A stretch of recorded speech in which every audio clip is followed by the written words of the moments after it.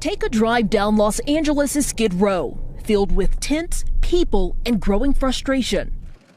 In the heart of our cities, behind every locked door and every no vacancy sign, lies a story often untold. A mother and her daughter, once unhoused and wandering, now find themselves reflecting on a time when stability was out of reach.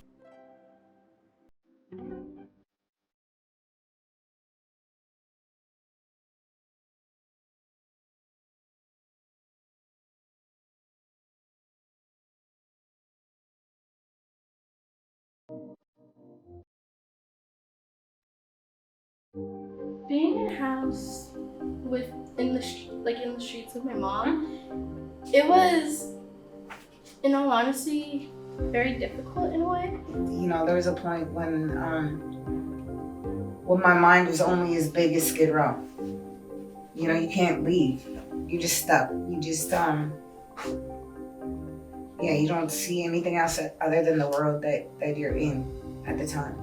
Oftentimes because of their own early childhood experiences, the trauma that they've experienced over childhood that has adversely impacted them, that sometimes leads to mental health issues, that leads to substance abuse, that puts them in very precarious situations that finds them homeless. You know, you can't feel good waking up in an alley or something, not being able to wash your face and brush your teeth and, you know, use the restroom like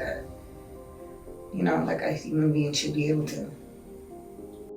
Being unhoused, it stopped me from having a normal life. It stopped me from having to be able to go to school and do things and see things. The only way I was ever able to go to school was at some sort of building where they would be like, oh yeah, we'll teach your kids something and you can leave and have food and sleep, something safe, you know. Not having stable housing is definitely gonna affect you not being able to succeed in education in most cases because you can't focus. Mm-hmm. Like if you're worried about where you're gonna sleep, it's gonna be hard for you to focus on doing homework or really maybe even see that as a priority. You're trying to find some place to live. You feel like everything else is happening around you. No one notices you and you feel invisible, like a ghost, like you're not a human anymore. It is hard to maintain your mental health if you're in an unstable housing situation. Like if you're worried about where you're going to sleep, then if you're someone that's prone to anxiety, that's going to affect you tremendously because you're worried all the time. There's not much you can do when you're stressed, you have anxiety, and you can't focus.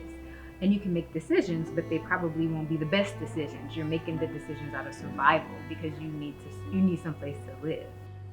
By not having a stable home with my mom, it's like, again, you're in a hotel room, your mom and dad get into a fight, he leaves, she's crying.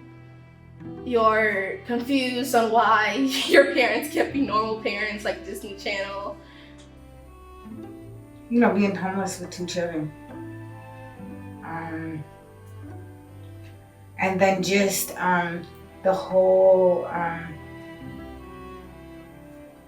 you know, when you're a woman out on the street, it's dangerous. You know, there's predators, there's people preying on you, and growing up not being protected and not feeling protected definitely made me feel strong enough to protect others and to make sure others are okay. Many times, the mental health issues that unhoused population face are severely mental illness, like schizophrenia, bipolar disorder, and a lot of substance abuse. I am autistic. I am like a high level autistic.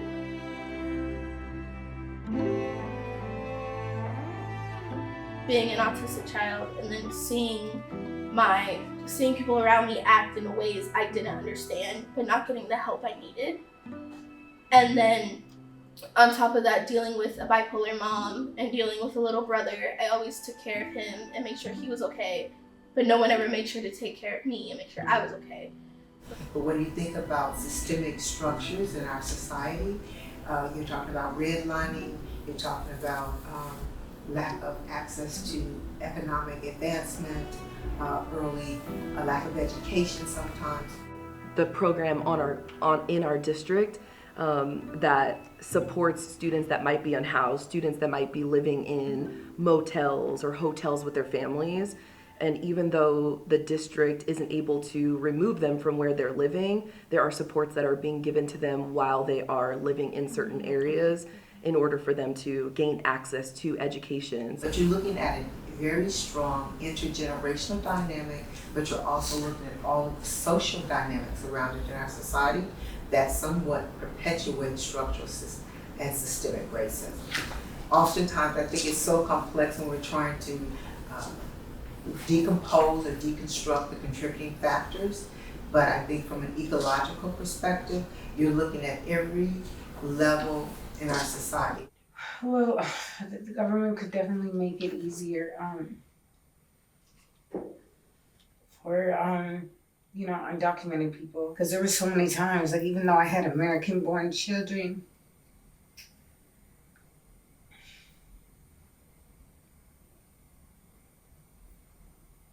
we couldn't get no services because of me, It's really, really hard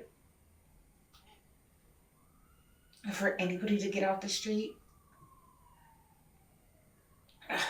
But without a social security number, nobody wants to help you.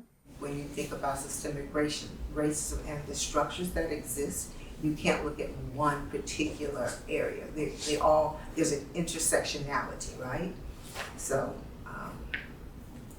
our political system, our educational system, these are all systems because you're asking about a systemic problem.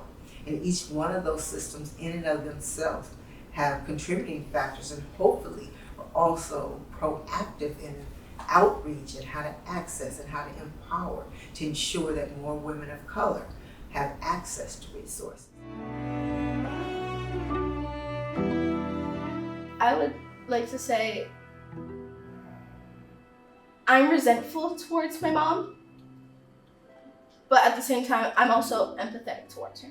I also want to say sorry in a way because I know I can be difficult to handle, and I know how difficult it can be to wake up and just do stuff, to even wake up and open your eyes.